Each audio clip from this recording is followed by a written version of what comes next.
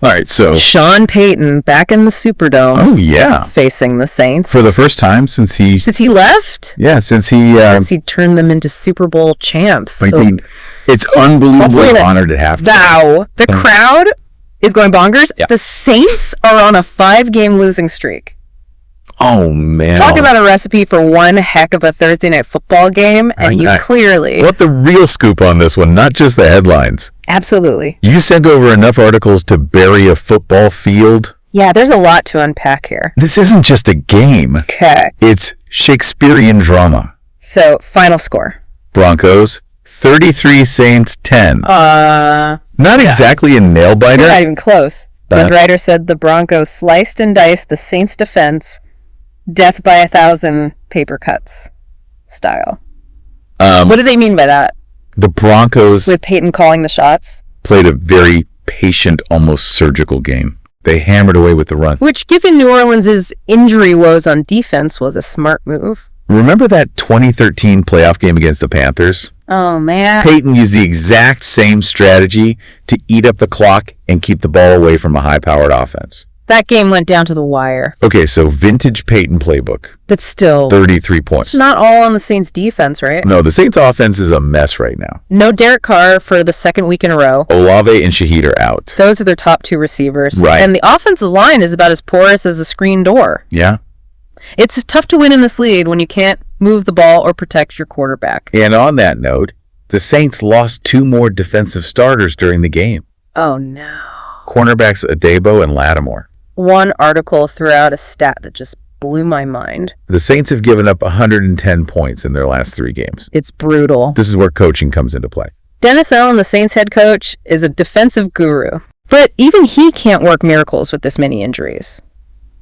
At some point, so the scheme has to change. You have to adjust to the players you have available. And speaking of available players, we saw 2 rookie quarterbacks under center last night. Yeah. Bo Nix for Denver. Spencer Rattler for the Saints. Not exactly the marquee matchup everyone expected when the season kicked off, right? Right. A real baptism by fire for both of those young quarterbacks. Yeah. Nix actually had a pretty solid game. Didn't force anything.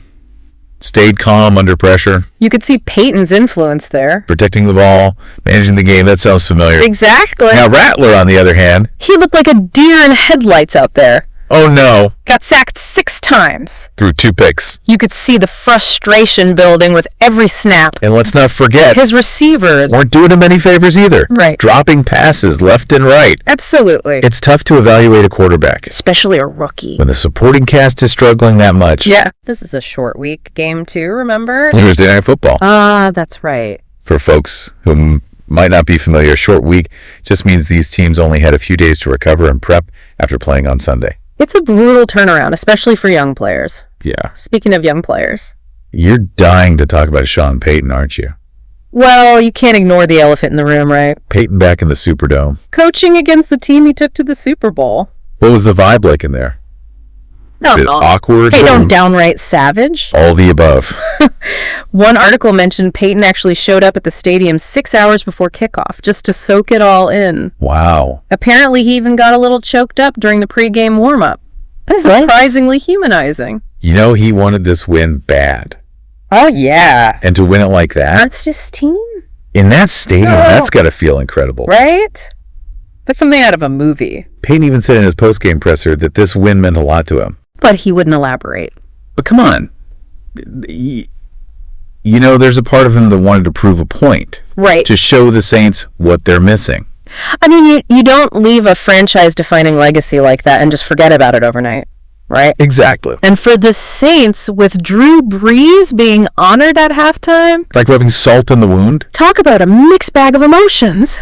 But we can't forget, this wasn't just the Sean Payton show. Right. There was another team out there on the field. And they're looking pretty darn good. The Broncos are looking like the real deal. They are. Sitting at 4-3. They're in a great position in a really tough division. And Broncos team could be a serious contender. Especially with Payton at the helm. Oh, yeah. He's got that Midas touch, you know? But let's talk about... How many familiar faces were on that Broncos sideline? I know, right? Guys who used to wear the black and gold. Right. It's like Peyton raided the Saints trophy case and their roster. Right. You've got Will Lutz, the kicker, who was money all night. And Quan Alexander, who recovered that crucial fumble in the third quarter. Right. He was a beast for the Saints back in the day. It's like Payton built a team specifically to beat the Saints. Knowing their weaknesses, knowing how to exploit them. Absolutely. It's almost poetic. In a ruthless kind of way. This is where that deep knowledge of personnel comes into play. Payton didn't just coach these guys. He evaluated them. Saw their potential. Right. And last night, he used that knowledge to his advantage. Yeah. But it wasn't just the former Saints players who showed up. You're right. The Broncos' defense was stifling. Even without their star cornerback, Patrick Surtain II. That's what impressed me the most. They were missing a key piece of their defense. And they still managed to hold the Saints to just 10 points. Yeah. They played with a fire and intensity that we haven't seen from the Saints in weeks. Which begs the question, what needs to happen for the Saints to turn this ship around? They're 2-5. They're missing key players on both sides of the ball. Yeah. Is it even possible at this point? It's going to be an uphill battle, that's for sure. The Saints need Derek Carr back under center. He's their leader, their playmaker. Right. And they desperately need to get healthy. Especially on offense where they're practically running on fumes. And the schedule doesn't do them any favors. They've got the Chargers next. Then a Falcons team that's looking a lot tougher than anyone expected. It's not pretty. But there are some glimmers of hope. Okay. Remember, this is the NFL. Where anything can happen. Right. Look at the Giants last year. They started 7-2 and barely squeaked into the playoffs. The Saints are only a couple of games out of first place in their division. Okay, so not mathematically eliminated yet. But what needs to change? They can't just snap their fingers and make the injuries go away. They need to play smarter, more disciplined football. They need to win the turnover battle. Something they haven't done consistently all season. Right. And they need to find a way to protect the quarterback. Whoever that may be. It all comes down to coaching. Can Dennis Allen rally this team? Can he find a way to adjust his game plan to get the most out of the players he does have? That's the million-dollar question. This game, though, felt bigger than just a win or a loss for both teams.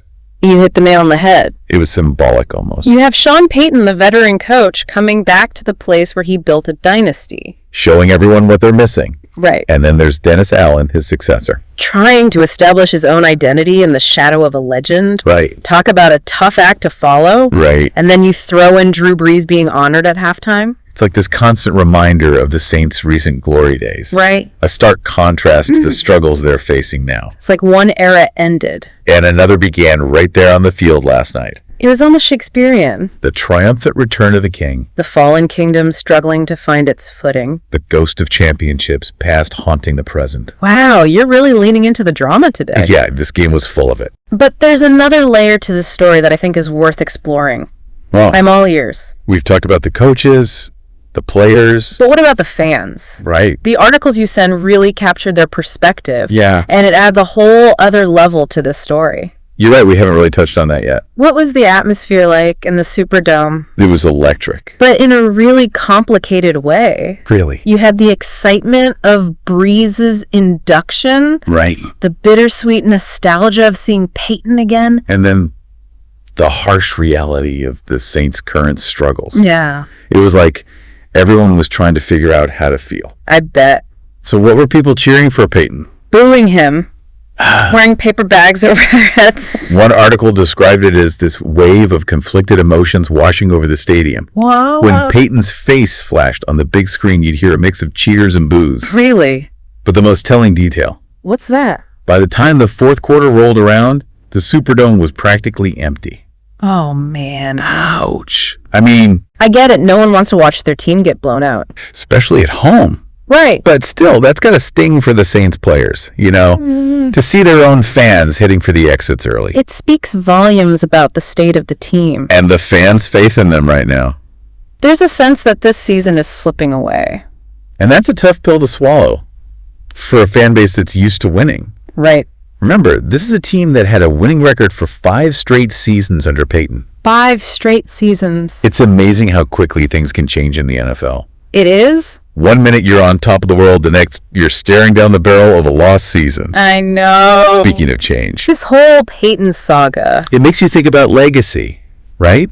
Yeah. What does it mean for a coach to leave a team to build something great? And then to come back and face them as a rival. It's fascinating, isn't it? It is. Peyton's legacy in New Orleans is secure. He brought them a Super Bowl. He helped rebuild the city after Katrina. Right.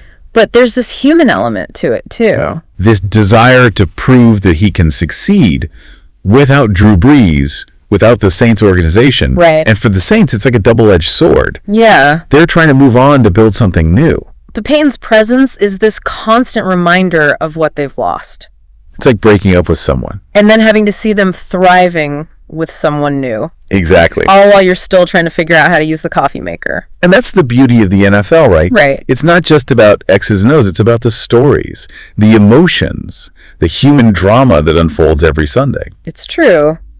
And on that note, I think we've officially squeezed every last drop of insight out of these articles. I think we have. This was a wild one to unpack. It was. Filled with rivalry, heartbreak, and maybe even a little bit of hope for the future. Don't forget the Shakespearean drama. Oh, that's right. But you're right. This game was a microcosm of everything we love about the NFL. Absolutely. So to all you listeners out there, we want to hear from you. What surprised you most about this game? How do you think Sean Payton's return will be remembered in New Orleans?